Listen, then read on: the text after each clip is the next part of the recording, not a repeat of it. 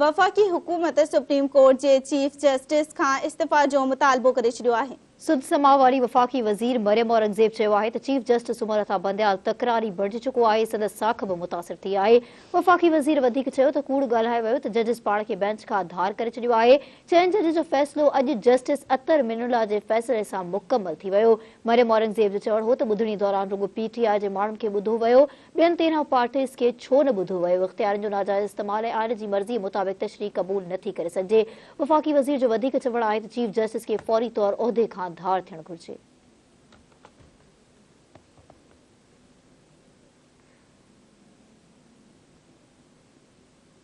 इख्तियारात का नाजायज इस्तेमाल, आइन की अपनी मर्जी के मुताबिक तशरीह कबूल नहीं की जा सकती। नाकाबिले समाअत केस का बेंच बनाकर फैसला कबूल नहीं किया जा सकता। और आज अतर मिनुल्ला साहब ने इस बात की तौसीक की है और ये 4 जजेस के फैसले मुकम्मल हो चुके हैं, जिसमें उन्होंने ये कहा है कि सबसे जो इंपॉर्टेंट बात जो मैं आपके सामने पढ़ना चाहती हूं, the chief justice and the जजेस collectively constitute the supreme court of Pakistan. और उसके बाद उन्होंने ये कहा है कि मैं इत्तफाक करता हूं अपने ब्रदर जजेस की तमाम जजमेंट के साथ, और अवाम का एतमाद उस वक़्त ख़त्म हो जाता है जब अदालत को सियासी तौर पर मुतअस्सिब और जजों को पोशीदा सियासतदान समझा जाता है। The judges are considered as politicians in judicial robes का वर्ड इस्तेमाल किया है। आज इमरानदारी पर आइन की फतह हुई है। सच बोलने वाले जजेस ने अपनी जजमेंट्स के जरिए, अपने कोर्ट ऑर्डर के जरिए इस सहूलतकारी को बेनकाब किया है। एक और बात जो बहुत इंपॉर्टेंट है कि इस फर्ज की खिलाफ वर्जी की सूरत में जिम्मेदारी चीफ जस्टिस और तमाम जजेस पर आयद होगी, क्योंकि वो मिलकर सुप्रीम कोर्ट तश्कील देते हैं।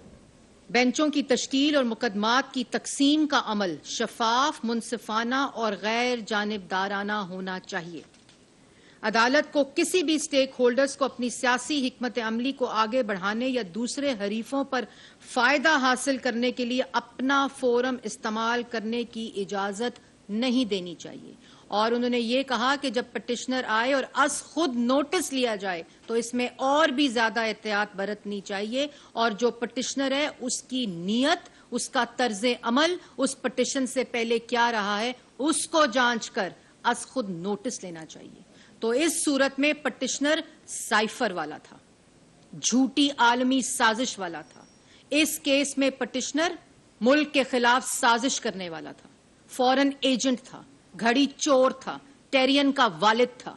पहले लॉन्ग मार्च का तमाशा लगाया, फिर जेल से बचो तहरीक का तमाशा लगाया, उसके बाद सिर्फ अदालत से बचने के लिए ये इलेक्शन का ड्रामा कराया और असेंबलियां तहलील की। अगर असेंबलियां तहलील करनी थी तो फिर पहले जो असेंबली तहलील की, फिर इस्तीफे दिए, तो फिर इस्तीफे मंजूर क्यों कराए?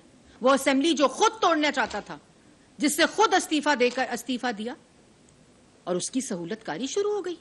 इससे मिसकॉन्डक्ट, आइन की गलत तशरीह और इख्तियारात का नाजायज इस्तेमाल, ये चारों जजेस के जो फैसले हैं ये खुद इसके ऊपर मोहर लगाते हैं। इसके बाद चीफ जस्टिस ऑफ पाकिस्तान की अपनी जो पोजीशन है वो मुतनाज़ा हो गई है, उनको स्टेप डाउन करना चाहिए।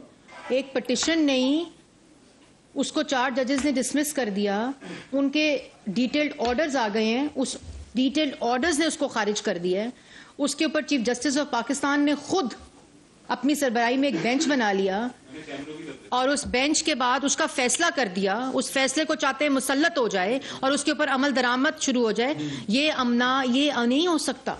ये मुमकिन नहीं है। इसका ना आइन इजाजत देता है, इसकी ना कानून इजाजत देता है, और ना सुप्रीम कोर्ट के 4 जजेस के अक्सरियती फैसले इजाजत देते हैं।